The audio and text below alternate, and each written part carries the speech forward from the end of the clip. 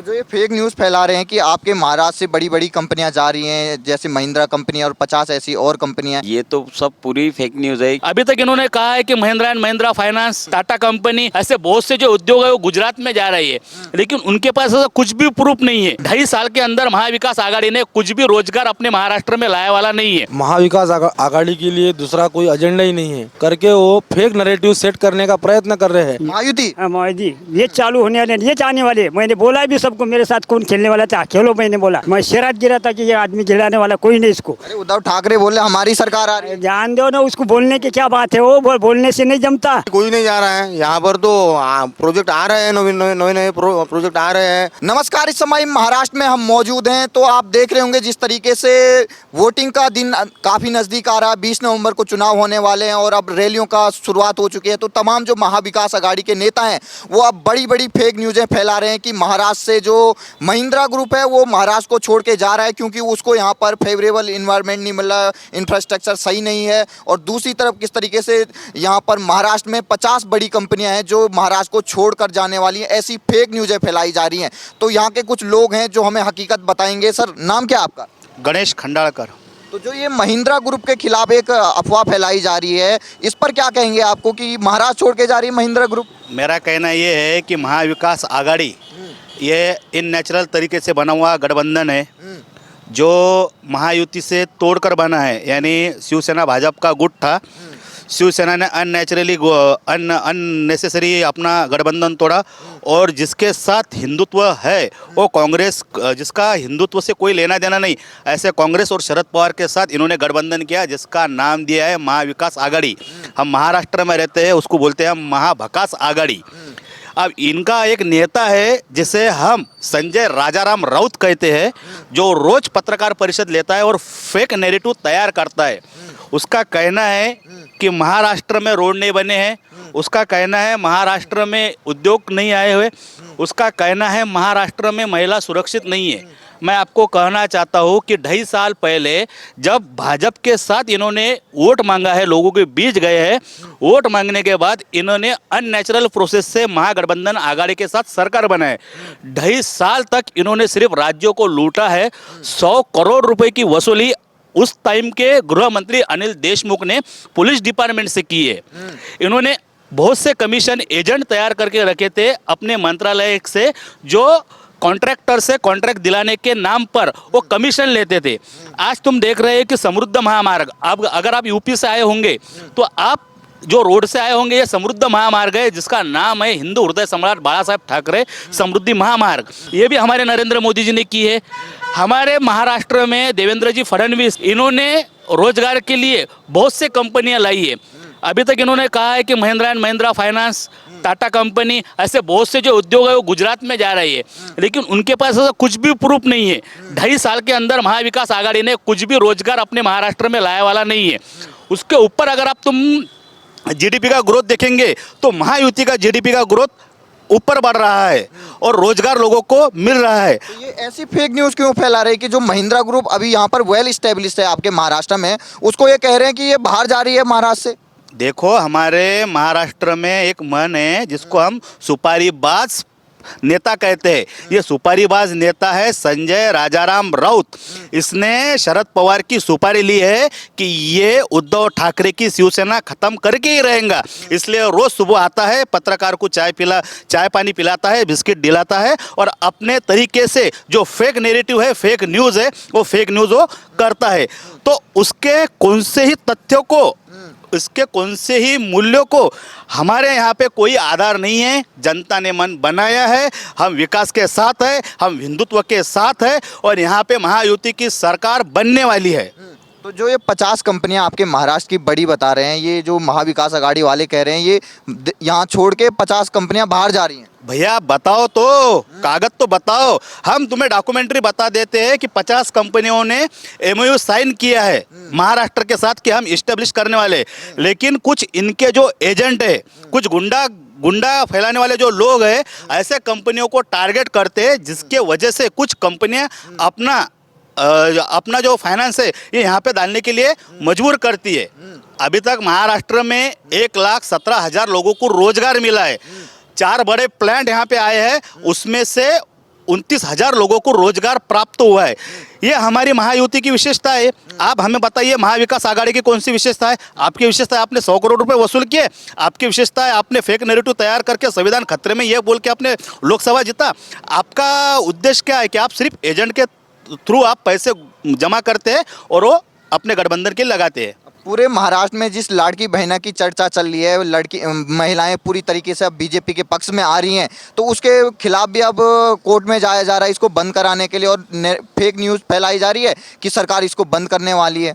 देखो ये महाविकास आघाड़ी वो होता है बोलते हैं दो टुंडी सांप दो ये ऐसे इनके नेता है। बाजू में आएंगे तो बोलेंगे लाड़की ये योजना फेक है, इसका कोई होने वाला नहीं है। लेकिन महायुति सरकार ने देवेंद्र फडणवीस 42,000 करोड़ रुपए की तरतूद ऑलरेडी बाजू में करके रखी है। ये 1 साल तक हमारी महाराष्ट्र की महिलाओं को 1,500 रुपये मिलेगा या नहीं मिलेगा, सरकार आए या ना आए। लेकिन अगर अपने को ये 5 साल तक कंटिन्यू करना है तो ये सरकार को आशीर्वाद देना है। ऐसा ये संजय राजाराम राउत रहो, उद्धव ठाकरे रहो, शरद पवार रहो या शरद पवार का पोता रोहित पवार रहो, ये कुछ अब रोहित पवार अदानी पे अंबानी अदानी पे चैलेंज करता है, उन पे टीका करता है और उनका गाड़ी का खुद ड्राइवर होके वो बारामती में चलाता है। ये लोगों को समझ में आ चुका है, इसलिए लोग अब तुम्हारे पल्ले पड़ने वाले नहीं हैं।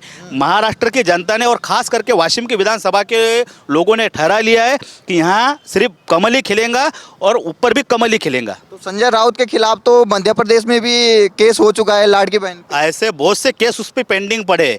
कैसा है कि हमारे जैसे कुछ लोग हैं जो उसके पल्ले पड़ने वाले नहीं है। अगर उसकी जो मानहानि का दावा है ना, सिर्फ 1 रुपए का दावा किए वाला है बहुत से जगहों पे, तो उतना बड़ा नेता नहीं है संजय राजाराम राउत कि उसके ऊपर केस दर्ज किया जाए। अपने अपने तरीके से वहाँ के लोग वहाँ पे केस दर्ज कर रहे हैं, लेकिन एक पक्का है वो हमारा सुबह का पोपट है, वो रोज बोलता है और वो फेक नैरेटिव तैयार करता है। ठीक। आपका नाम क्या है सर? बबलू शर्मा। तो जो ये फेक न्यूज़ फैलाई जा रही है कि आपकी जो महिंद्रा कंपनी है यहाँ पर महाराष्ट्र में काफ़ी बड़ी कंपनी है, वो यहाँ छोड़ के जा रही है क्योंकि यहाँ इंफ्रास्ट्रक्चर बेकार है, ये सब फेक न्यूज है।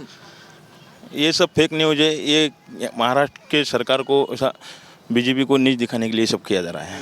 तो क्या कहेंगे जो महाविकास आघाड़ी वाले ऐसी फेक न्यूज़ फैला रहे हैं उनको? तो अब ये तो सरकार ही जाने, क्योंकि ये फेक न्यूज है। नाम क्या आपका? गणेश सावड़कर। तो जो ये फेक न्यूज़ फैला रहे हैं कि आपके महाराष्ट्र से बड़ी बड़ी कंपनियां जा रही हैं, जैसे महिंद्रा कंपनी और 50 ऐसी और कंपनियां, तो इस पर क्या कहेंगे आप? ये तो सब पूरी फेक न्यूज़ है, क्योंकि अभी शिवसेना चुन के आ नहीं सकती, महाविकास आघाड़ी चुन के आ नहीं सकती, इसलिए अब उनको बात करने को कोई मुद्दा ही नहीं है। इसलिए अभी एक निकाल रहे हो, नया कुछ ना कुछ फंडा है, उनको बात करने के लिए चाहिए।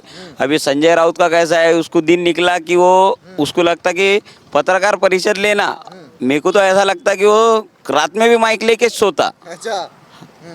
यानी वो सवेरे टीवी पे दिखा कि हमारा मूड खराब हो जाता उसका चेहरा देखी, वो कुछ ना कुछ नए फंडे लाते ही रहता। वो ऐसा ही एक फंडा है। अभी एक महिला है जो आपकी साइना एनसी, उनके खिलाफ बोल रहे थे कि इम्पोर्टेड माल है, सही कहा अरविंद सावंत ने। वो जो भी बोलेगा वो कभी बीजेपी ने कोई काम अच्छा किया ऐसा वो सपने में भी सोचना नहीं कि वो अच्छा बोलेगा। अगर महिला रही तो वो महिला नहीं है, महाविकास आघाड़ी की महिला रही तो वो महिला है। अहमदनगर में बाला साहेब थोरात की लड़की है जयश्री थोरात, उस पर उन्हीं के कुछ लोगों ने पीछे बैठ के बैड कमेंट किया था, तो पूरा महाविकास आघाड़ी रास्ते पे उतरा था, हमारे सुजय विखे की गाड़ी तोड़ी गई। लेकिन हमारी प्रत्याशी है साइना इंसी को वो अरविंद सावंत बोलता है इम्पोर्टेड माल। इम्पोर्टेड माल का मतलब क्या है ये 7वीं 8वीं कक्षा का लड़का भी अच्छे से आपको बता सकता है। इनका पूरा जीवन इम्पोर्टेड माल में ही गया है, इसलिए ये महिला के प्रति ऐसी अभद्र टिप्पणी करते हैं। अब वही लोग बोलते हैं कि यहाँ महिला की सुरक्षा कैसे हो सकती। उनकी बेटी है शरद पवार की सुप्रिया सुळे, जो मराठा आरक्षण का मुद्दा मनोज जरांगे ने उठाया था। उनका यही कहना था कि मराठा आरक्षण के अलावा और बहुत से मुद्दे हैं जो सुलझाने चाहिए। एक तरफ तुम प्याज निर्यात पर प्याज अगर बढ़ गया तो उस पर ये आक्षेप करती है और किसानों के बीच जाके अपने घड़ियाली आंसू रोती है कि हम तुम्हारे साथ है। ये भयढंगीपना है। शरद पवार को उद्धव ठाकरे को, नाना पटोले को और महाविकास आघाड़ी का सबसे बड़ा मसीहा ऊपर बैठा वाला है दिल्ली में राहुल गांधी को लोगों ने दरकिनार कर दिया है। महाराष्ट्र की जनता ने ठान लिया है कि यहाँ पे विकास की राजनीति चलेंगी, यहाँ पे हिंदुत्व की राजनीति चलेंगी और आएंगे तो सिर्फ भाजपा आएंगी, आएंगे तो सिर्फ महायुति आएंगी। तो जो ये फेक न्यूज़ फैला रहे हैं इनको क्या कहेंगे आप? ये फेक न्यूज़ पे महाराष्ट्र की जनता तो यकीन नहीं करती। महाराष्ट्र की जनता को खुद मालूम है कि विकास अभी हो रहा है क्या नहीं हो रहा है। जनता को बीजेपी पे विश्वास है, नरेंद्र मोदी जी साहब पे विश्वास है, देवेंद्र फडणवीस साहब पे विश्वास है, आएंगे बीजेपी महाराष्ट्र में। नाम क्या आपका? भगवान महाराज इंगोले। तो उम्र कितनी होगी आपकी? 65 एकड़ ये क्या हुए 65 एकड़ में भगवान का काम कर रहा। मैं 40 साल हो गया ना जब से भगवान का काम आलंदी पंढरपुर चला था। और ये भगवान का दिए मैं इसके काय के लिए कि ये सब भगवान के काम करने वाले आदमी है। तो वो क्या बोल रहे लोग, ये लड़की बहन को कोई देने के नहीं, ये चुन के नहीं आएगा तो सब पैसे नहीं मिलेंगे। ऐसी फेक न्यूज़ फैला रहे हैं। हाँ ऐसा। तो मैंने उसको बोला कि मैं दिवाली को चलने के वास्ते मेरे पास ये गाड़ी है, गाड़ी देने को लगाते तुम इसको चिन को लाओ। मेरा ऐसा कहना है। लोग को कुछ भी बोलते काय के वास्ते नहीं, चुन के आने के वास्ते। वैसा कुछ नहीं, ये देने वाले बहुत है, ऊपर का हाथ है उसके पर। मेरे भी ऊपर के, मैं 65 एकड़ जमीन वाला भूदान है, पर भगवान को कितना भी लगा था। अब ये बताइए चुनाव चल रहा है, किसकी सरकार आनी चाहिए, महाविकास आघाड़ी या महायुति की? अब ये जो है ना हमारी महायुति। मोदी, ये चालू होने वाले, ये चाहने वाले। मैंने बोला भी सबको, मेरे साथ कौन खेलने वाला था खेलो, मैंने बोला। मैं शराब गिरा था कि ये आदमी गिराने वाला कोई नहीं इसको। अरे उद्धव ठाकरे बोले हमारी सरकार आ रही है। जान दो ना, उसको बोलने की क्या बात है, वो बोलने से नहीं जमता। हाँ मैं मेरे मुंह से निकल गया, मैं क्या है वारी करता पाँव में नहीं रखता कुछ, तो मेरे मुंह से निकल गया कि वो होने वाला है। नहीं तो तुम बोलो कभी होता क्या नहीं थे अभी। हाँ जब उद्धव ठाकरे कांग्रेस के साथ मिल गए तो आपको कैसा लगा? मेरे को नहीं कभी कुछ इसने आज से काम करा करके दिखा कहीं। अब भगवान का काम। बाला साहब ठाकरे के बेटे बता रहे हैं आपको। जान दे, वो जो है तो ज़्यादा बोलते हैं कि नहीं जमता मेरे को, बस होगा होता। आपका शुभम दिवेकर मेरा नाम है। तो आपके महाराष्ट्र में बड़ी बड़ी कंपनियां हैं, जो ऑटोमोबाइल की कंपनियां हैं, यहाँ पर महिंद्रा कंपनी है, उसके खिलाफ महाविकास आघाड़ी वाले बोल रहे हैं वो यहाँ से छोड़ के जा रही क्योंकि यहाँ सड़कें अच्छी नहीं है। महाविकास आघाडीच्या इकडे निवडणुकीमध्ये बोलण्यासाठी मुद्दाच नाही आहे. सर्व काही जो काही मुद्दा आहे तो महायुतीकडे आहे. सर्वसामान्य जनतेपर्यंत, समाजातील शेवटच्या घटकांपर्यंत म्हणजे शासनाच्या योजना पोहोचवण्याचं काम भारतीय जनता पार्टी, राष्ट्रवादी, शिवसेना, महायुतीने केलेलं आहे. एक जनकल्याणकारी योजना म्हणून लाडकी बहीण योजना ही इतकी उत्तम म्हणजे कार्य चालू आहे. 1500 रुपये दरमहा प्रत्येक महिलेला सन्मान म्हणून, तिला उपकार म्हणून नाही तर सन्मान म्हणून दिला जातो. त्याच्यामुळे नक्कीच या महाराष्ट्रामध्ये पुनश्च भारतीय जनता पार्टी प्रणित महायुतीचं सरकार येणार, हे एक काळ्या दगडावरची पांढरी रेघ आहे आणि नक्कीच येणार आहे. तो जो ये महिंद्रा कंपनी और बड़ी बड़ी कंपनियों के खिलाफ आरोप लगाया जा रहा है कि ये यहाँ से छोड़ के जा रही हैं, इस पर क्या कहेंगे? महाविकास आघाड़ी के लिए दूसरा कोई एजेंडा ही नहीं है. वो महाराष्ट्र में क्या कंपनियां गुजरात जा रहा है, इधर जा रहा है, उधर जा रहा है, इसके सिवा उनके पास कोई नहीं है करके वो फेक नैरेटिव सेट करने का प्रयत्न कर रहे हैं. मगर जैसा लोकसभा में फेक नैरेटिव सेट हुआ वैसा विधानसभा में उनको जमरा नहीं करके महाराष्ट्र में पुनश्च महायुति की सरकार आने वाली है, ये निष्पन्न हो चुका है. यहाँ पे कितनी आपकी सड़कें बनाई गई हैं जो नई नई है? यहाँ पर सब इधर ग्राम सड़क योजना हुई, नरेंद्र मोदी जी प्रधानमंत्री ग्राम सड़क योजना में जो सब काम हो चुके हैं, सब जनता खुश है, आम जनता खुश है, सब कुछ अच्छा है. महाविकास आघाड़ी के लिए दूसरा कोई प्रश्न नहीं है करके वो ये कंपनी इधर जारी उधर जारी कर रहे हैं. पुनश्च महायुति की सरकार ये महाराष्ट्र में आएंगी और ये वाशिम मंगरूळ विधानसभा पर पुनश्च भारतीय जनता पार्टी का झंडा फड़केगा, ये निष्पन्न हो चुका है. जो हमारे महाराष्ट्र की जनता है जो अब वोट करने वाली है 20 नवंबर को, उनसे क्या अपील करेंगे आप? मेरी उनसे यही अपील है कि विकास के तौर पर अपने जो महाराष्ट्र में जो जन कल्याणकारी योजना महायुति ने चालू करी है, वो उसके लिए अपन सबने महायुति के पीछे खड़ा रहना चाहिए, महायुति को सपोर्ट करना चाहिए. और ये बांट रहे हैं मराठा के नाम पे, दलित एससी के नाम पे, इस पे क्या कहेंगे? वैसा कुछ भी नहीं है. मराठा समाज को जब सबसे पहले आरक्षण दे चुका है तो देवेंद्र जी फडणवीस दे चुके हैं. मराठा सम्मान के बदल मान सम्मान ये सब कुछ देवेंद्र जी ने करा है.